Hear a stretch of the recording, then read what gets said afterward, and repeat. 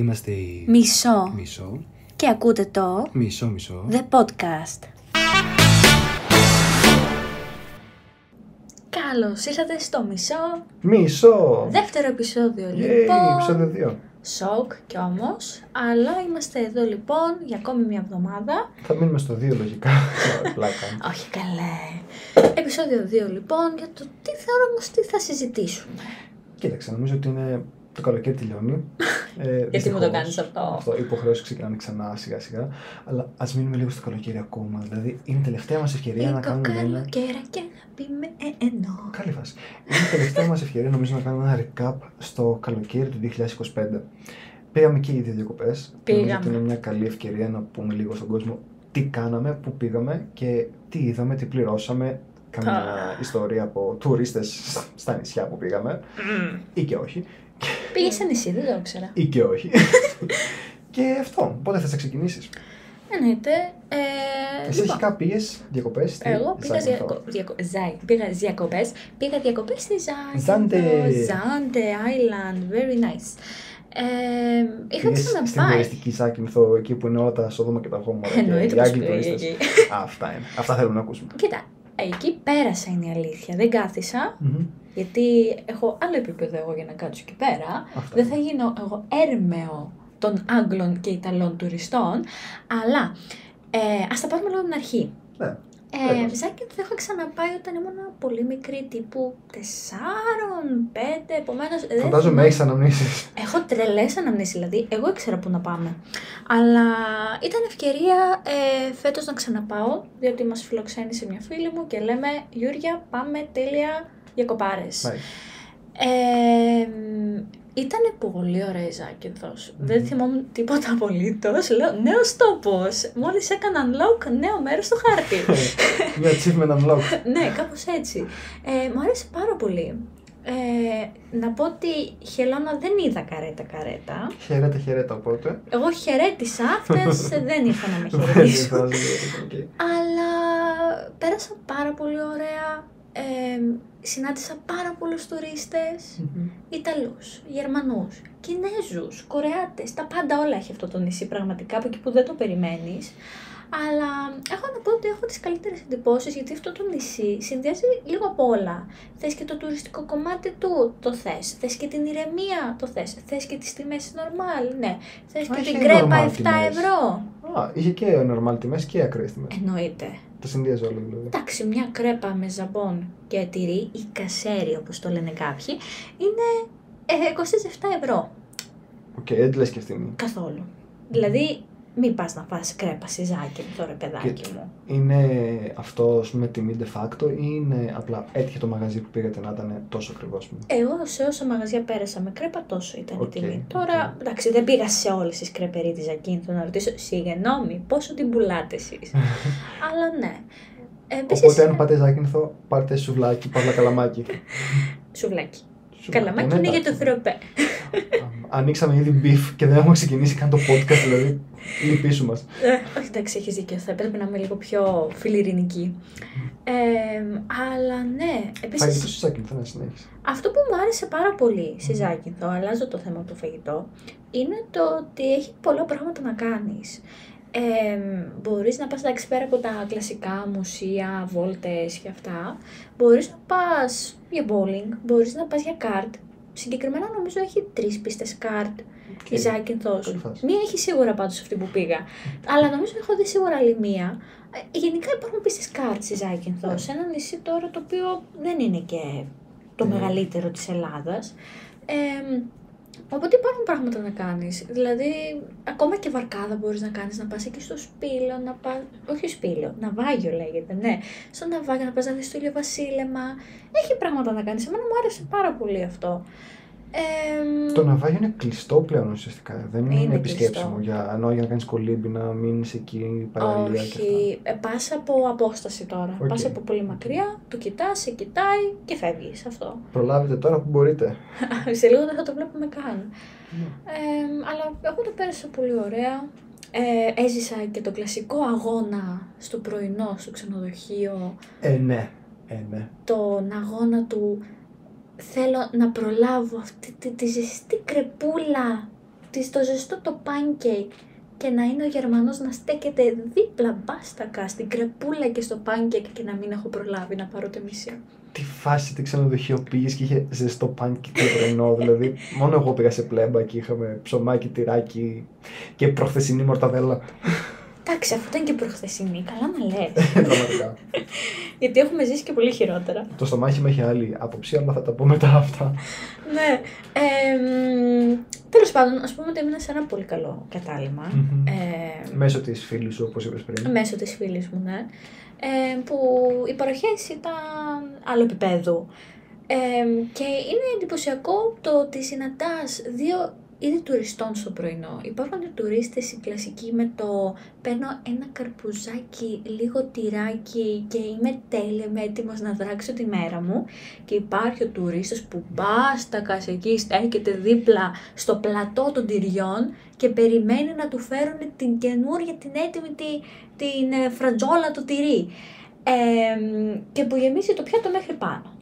Εντάξει, δεν θα πω για τον Ελληναρά. Γιατί περιγράφεις τον εαυτό μου πάλι, Εντάξει, δεν μιλάω για μένα ή για σένα, εννοείται. Αυτό είναι τυχαία αναφέρεις, ναι, μια κατηγορία τουριστών. Αυτό. Όχι, εμείς δεν είναι ότι οι Ελληνάρες πάνω από το pancake με τη σοκολάτα βάζουμε τη μορταδέλα με το κρουασανάκι και δίπλα το λουκάνικο και το μπέικον και το οποίο έχουν αναμειχθεί με τη μερέντα και υπάρχει και ένα κέικ λίγο πιο δίπλα. Όχι. Κοίτα, προσωπικά παίρνω 2 πιάτα. Ένα για τα αλμυρά και ένα για τα γλυκά.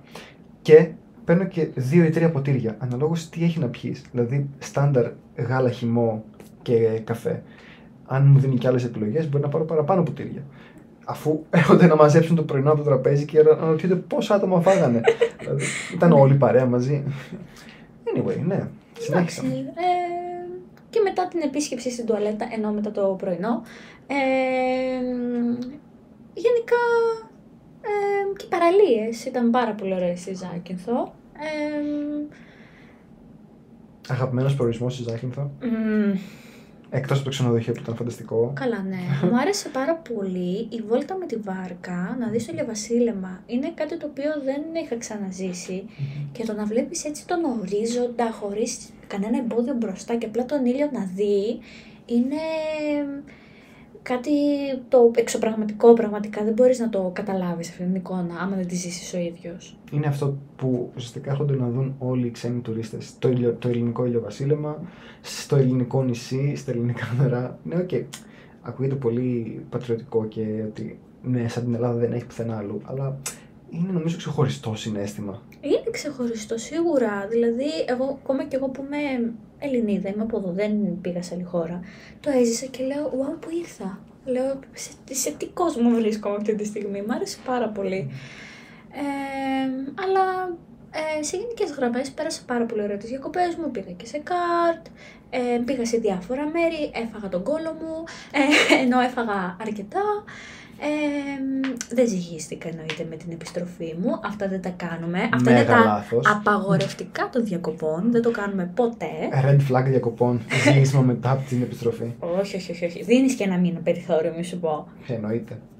Αλλά για να μας πεις και εσύ τώρα λίγο, πού πήγες, πώς τα πέρασες. Λοιπόν, το δικό μου φετινό καλοκαίρι περιείχε τουρ ουσιαστικά, ένα μικρό τουρ στην Νότια Πελοπόννησο. Σαν βάση είχαμε το Γήθιο. Πραγματικά πανέμορφη πόλη. Δεν είχε τύχει να πάω ποτέ στην Νότια Πελοπόννησο και γενικά είχα χαμηλές προσδοκίες. Γιατί, πάντα ακούς τις φήμες. Ναι. Όταν οι φήμες δεν είναι καλές, λες ότι, ας το δοκιμάσω και ας δω τι μπορεί να πάει τόσο χάλια.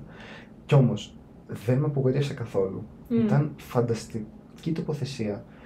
Πανέμορφη νυχτερινή ζωή, απλός κόσμος, πολύ ζεστός. Τέλειο. Και το κύριο, πολύ καλές τιμές. Δηλαδή, ναι, μπορώ να σου πω ότι μου ήρθε πιο φθηνά η ζωή στο Γήθιο παρά στην πόλη που ζούμε. Τι λες τώρα. Αυτό όταν συνδυάζει ουσιαστικά όμορφες τοποθεσίες με φθηνές τιμές, νομίζω ότι μένεις πολύ ευχαριστημένος. Ειδικά στις εποχές που ζούμε τώρα που...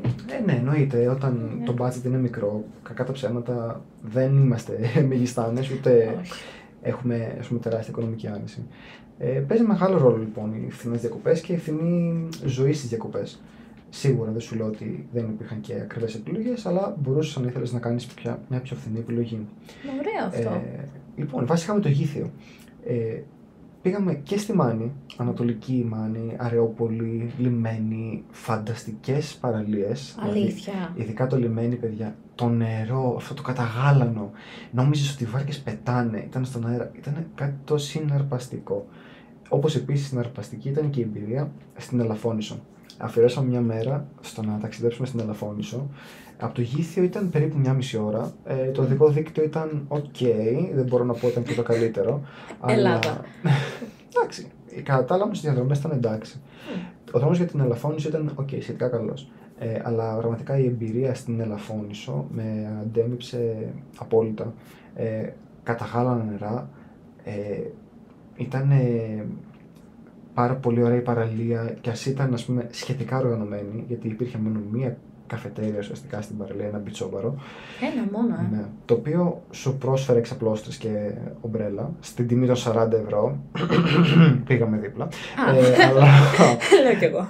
είχες την επιλογή να πάρεις με ένα καφέ, ένα μπουκάλι νερό.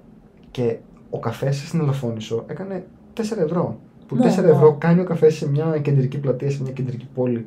Ενώ εκεί έβλεπες και θάλασσα. Είχες τρομερή θέα. Και άμα μου λες ότι ήταν και το μοναδικό πιτσόμπαρο. Θα μπορούσε να χτυπάει το μονοπόλιο του στα ύψη, να έχει τον καφέ 10 ευρώ. Και θα έλεγες ευχαριστώ πολύ, γεια σας, να είστε καλά. Ήταν όμως πάρα πολύ όμορφα και σχετικά οικονομικά. Ελαφώνησος λοιπόν αξίζει. Παραλία Σίμου πήγαμε. Ακόμα μια μέρα αφιερώσαμε στο να πάμε στη Μονομβασιά, όπου ανεβήκαμε στο κάστρο, τρομερά, δηλαδή αξίζει να αφιερώσει μια μέρα από το πρωί μέχρι το βράδυ στη Μονομβασιά. Εμείς πήγαμε μεσημεράκι έως βράδυ. Αξίζει να πας πρωί γιατί είναι ανοιχτά και τα μουσεία και πιο πολύ αρχαιολογικοί χώροι κτλ. Και καταλήξαμε λοιπόν το βράδυ, αφού είχαμε γεμίσει τις τσάντες μας με σουβενίρ, να φάμε μέσα στο κάστρο, σε ένα φανταστικό εστιατόριο το οποίο είχε πάρα πολλές επιλογές και ήταν όλες οι επιλογές που πήραμε 5 ανώστιμες. Και ok, 10, 11, 12 ευρώ η μερίδα που πλέον εκεί που έχουν πάει τιμές συναντάς. ακριβώς. Είναι τιμές που δυστυχώς θεωρούμε normal. Anyway, αυτό που μας πρόσφερε ήταν τρομερό.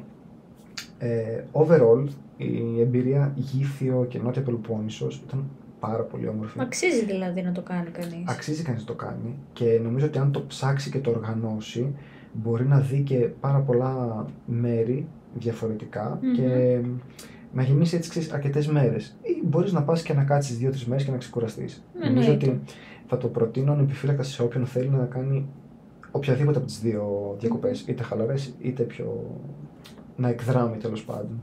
Οπότε ναι, το προτείνω ανεπιφύλακτα, είτε με αυτοκίνητο είτε με αεροπλάνο, ας πούμε, εκεί στο αεροδρόμιο Καλαμάτας μπορεί να πάει κάποιος. Γενικά ήταν πολύ καλή εμπειρία. Έχω μια ερώτηση όμως. Γουρνοπούλα έφαγες?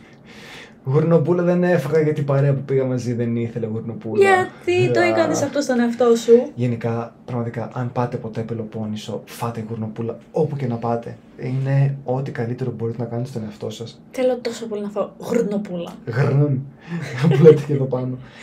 Γενικά, είναι φανταστικό κρέας και αν μαγειρευτεί σωστά, λιώνει στο στόμα. Θα κάνουμε και γαστρονομικές προτάσεις σε αυτό το podcast. Θα έπρεπε να γίνει ένα επεισόδιο σχετικά με γαστρονομία, φαγητό. Το τιμάμε το φαγητό μας. Αυτό ήθελα να πω. Νομίζω ότι είμαστε κατάλληλοι να σχολιάσουμε. Δεν είμαστε κατάλληλοι να σχολιάσουμε μαγειρικές και συνταγές και όλα αυτά. Αλλά είμαστε πολύ κατάλληλοι στο να πούμε τι μας αρέσει να τρώμε, τι μας αρέσει να μαγειρεύουμε. Γιατί το κάνουμε και αυτό που και που. Σπάνια. Και που μας αρέσει να τρώμε. Ναι, εννοείται. Οπότε νομίζω ότι κάπου εδώ φτάσαμε στο τέλος. Περιμένουμε από εσάς να δούμε πού πήγατε εσείς διακοπές φέτος και να μας κάνετε προτάσεις για μέρη να πάμε την επόμενη χρονιά ενδεχομένως. Αν δεν πήγατε διακοπές, πείτε μας πώς περάσατε αυτό το καλοκαίρι, τι κάνατε, πώς απασχολήσατε το χρόνο σας. Πώς γεμίσατε ουσιαστικά αυτή την λέλαπα του καλοκαιριού στην πόλη σας, στο χωριό σας ή όπου βρισκόσασταν τέλος πάντων. Σε κανένα νησάκι. Τυχερή αν ήταν σε νησί. Μακάρι. Εμείς θα περιμένουμε τις απόψεις σας και σας περιμένουμε στο επόμενο επεισόδιο. Ήμασταν η Μισό Μισό και τα λέμε στο επόμενο επεισόδιο.